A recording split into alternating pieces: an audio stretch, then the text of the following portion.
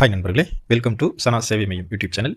நம்ம சேனலில் தற்போது என்ன செய்தி பார்க்க போகிறோம் அப்படின்னா, சுகாதார சான்றிதழை தமிழ்நாடு அரசின் சேவை தளத்தின் வாயிலாக மட்டுமே இனி பெற முடியும் அப்படின்னு தமிழ்நாடு அரசு அறிவிச்சிருக்காங்க. அது குறித்தான செய்தியை தான் பார்க்க போகிறோம். அதுக்கு முன்னாடி நம்ம சேனலை சப்ஸ்கிரைப் பண்ணாதவங்க சப்ஸ்கிரைப் பண்ணிங்க. சுகாதார சான்றிதழை தமிழ்நாடு அரசின் சேவை தளத்தின் வாயிலாக இனி நீங்கள் பெற்றுக்கலாம். இதற்கான வெப்சைட்டு tnsevai.tn.government.in இந்த வெப்சைட் மூலமாக சேவை தளத்தை மட்டுமே நீங்கள் அணுகணும் அப்படின்னு சொல்லியிருக்காங்க.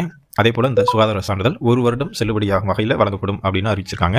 இது தொடர்பாக தமிழ்நாடு அரசுடைய பொது சுகாதாரத்துறை வெளியிட்டிருக்க அறிவிப்பில் என்ன சொல்கிறாங்க அப்படின்னா, பொதுமக்கள் அதிகம் கூடும் கல்வி நிறுவனங்கள், வணிக வளாகங்கள், திருமண மண்டபங்கள், முதியோர் மற்றும் குழந்தைகள் காப்பகம், பெண்கள் விடுதிகள், தொழிற்சாலைகள் மற்றும் பிற வணிக கட்டிடங்களில் சுகாதார சான்றிதழ் பெறுவது அவசியம்.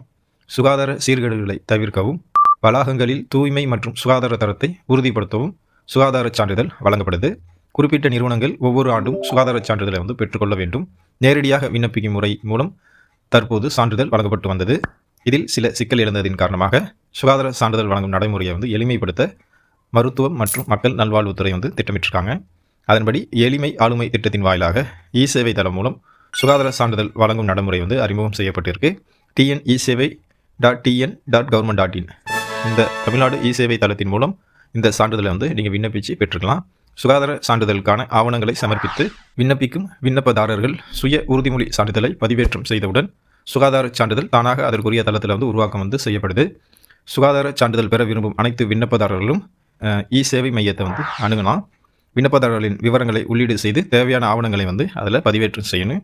சுகாதார ஆவணங்கள் வெற்றிகரமாக பதிவேற்றம் செய்யப்பட்டு அங்கீகரிக்கப்பட்ட நபரால் சுய உறுதிமொழி பத்திரம் சமர்ப்பிக்கப்பட்டவுடன் சுகாதார சான்றிதழ் 1 வருடம் செல்லுபடியாகும் வகையில் தானாகவே உருவாக்கப்பட்டு பதிவிறக்கம் செய்ய இயலும்.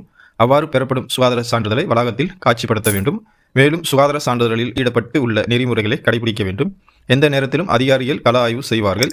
ஆய்வின் போது சுகாதார நெறிமுறைகள் கடைபிடிக்காதது தெரிய வந்தால் அந்த சுகாதார சான்றிதழை ரத்து செய்ய வாய்ப்பு இருக்குது.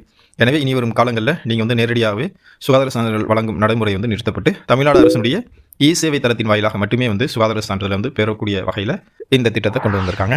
நேரடியாக ஆவணங்கள் மற்றும் நகல்களை சமர்ப்பிக்க வேண்டிய அவசியமும் இல்லை. இதற்கான அலைச்சலும் தேவையில்லை.